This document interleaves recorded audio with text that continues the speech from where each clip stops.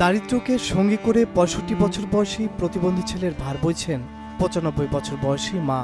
জীবনের শেষ প্রান্তে এসে মানবেতর জীবনযাপন করছিলেন ভূমিহীন এই মা ছেলে।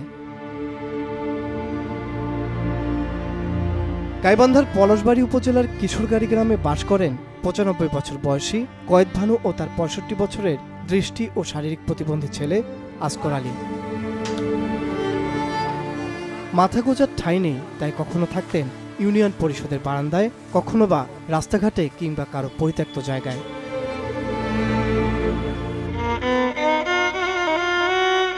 তাদের এই করুণ পরিণতি নিয়ে গেল ১৩ নভেম্বর প্রতিবেদন প্রচার করে মাছরাঙ্গা টেলিভিশন, যা সাড়া ফেলে বিভিন্ন সামাজিক যোগাযোগ মাধ্যমে।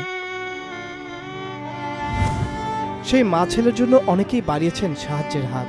সুদূর যুক্তরাষ্ট্র থেকে নাম প্রকাশে অনিচ্ছুক একজন নারী বৃদ্ধা মা ছেলের জন্য আর্থিক সহযোগিতা পাঠিয়েছেন।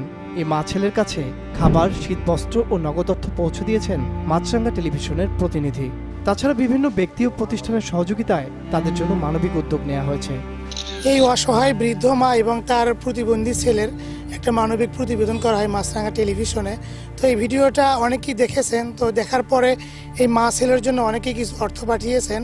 তো সেই অর্থগুলো দিয়ে আমরা তাদের জন্য এই যে 2টা কম্বল, আরও যে এই শীতের যে সামগ্রী, যে পোশাক আশাকগুলো আছে, এগুলো আমরা নিয়ে এসে তাদের হাতে পৌঁছিয়ে দিলাম। তো ইনশাল্লাহ ওই বৃদ্ধ মা ছেলে তারাও দুইজনে খুশি হয়েছে, আর আমরাও খুশি এতে। বসুন্ধরা ডায়ার প্যান্ট এখন আরো উন্নত।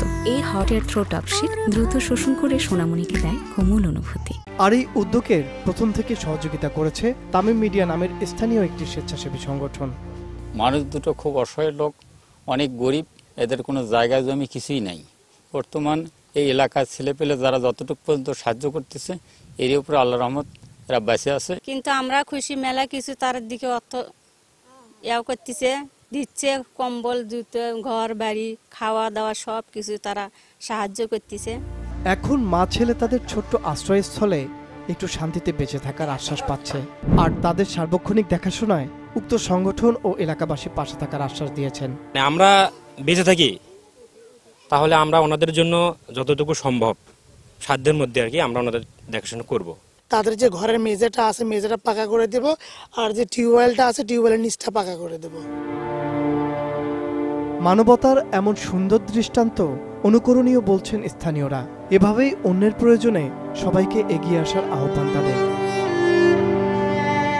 মাছরাঙ্গা নিউজ ডেস্ক।